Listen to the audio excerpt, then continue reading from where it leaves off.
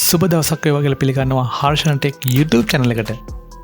අද මම කතා කරන්නේ ඔයාගේ වීඩියෝ එකට cinematic flash translation එක කොහොමද ඇතුළත් කරගන්නේ කියලා. එහෙම නැත්නම් ඔයාගේ වීඩියෝ එකට සිනමා නිර්මාණයක හැඩයක් එකතු කරගන්නේ කොහොමද කියන කාරණේ කතා කරන්නේ. අපි මුලින්ම අපිට අවශ්‍ය වීඩියෝ කීපය මේ වගේ all select කරලා අපේ Premiere Pro එකේ project panel එකට දාගමු. ඒකට මම කරන්නේ drag කරගෙන ඇවිත් මේ project panel එක උඩින් drop කරනවා. ඊළඟට මේ වීඩියෝස් කීපය අපිට අවශ්‍ය විදිහට මෙන්න මේ ටයිම්ලයින් එකෙන් අසුරා ගැනීම නැත්තම් තබා ගැනීම කළ යුතුයි.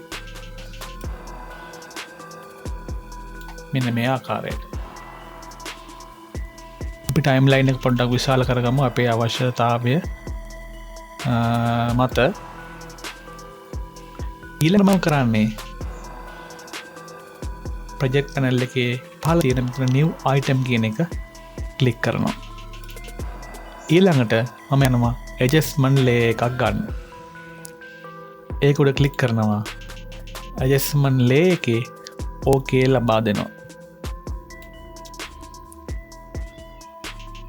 ඊළඟට මේ adjustment layer එක අපි drag කරගෙන ඇවිත් timeline එක උඩින් මෙන්න මේ වගේ අපේ වීඩියෝ දෙක අතර තියාගන්නවා.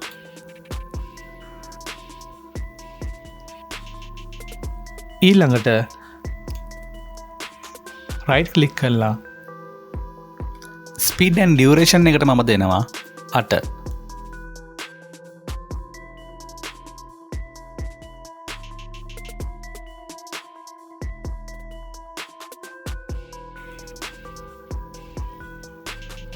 ඒක මෙන්න මේ වීඩියෝ දෙක වෙනස් වෙන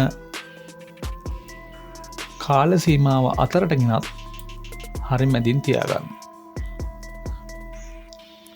දැන් මම ඉෆෙක්ට් පැනල් එකට යනවා. ඉෆෙක්ට් එකේ මට අවශ්‍යයි ලෙවල් කියන ඉෆෙක්ට් එක.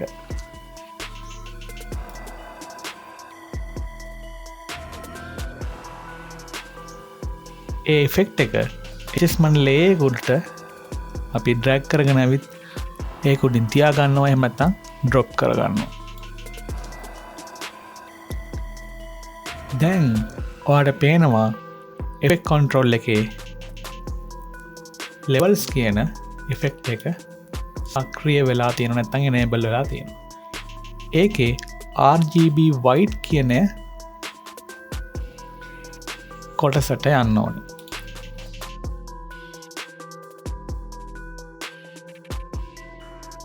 ඊළඟට මම කරන්නේ මෙන්න මෙතන තියෙන play head එක මේ adjustment layer එකේ මුලට අරන් එනවා.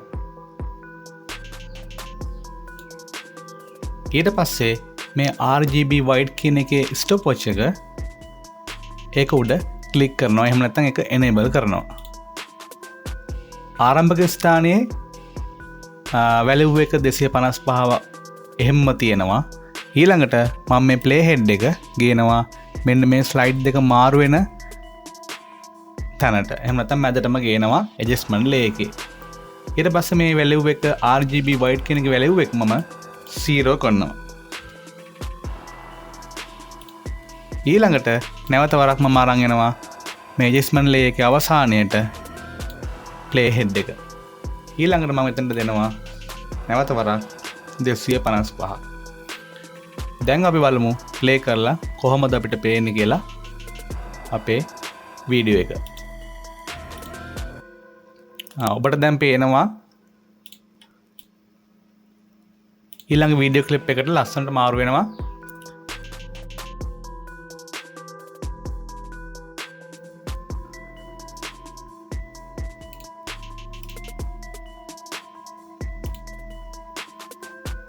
දැන් අපිට පුළුවන් මේ adjustment layer එක all button එක press කරගෙන එක copy එකක් අරගෙන මෙන්න මෙතනින් තියාගන්න. ඊළඟ වීඩියෝ ක්ලිප් එක ගාවින්.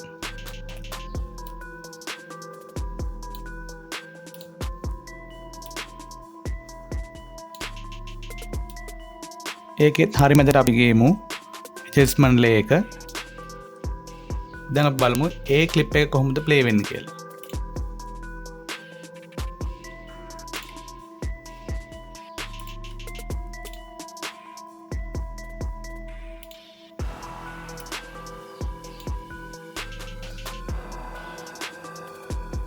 දැන් අපි බලමු වීඩියෝ එක මුලින් ඉඳන් කොහොමද ප්ලේ වෙන්නේ කියලා.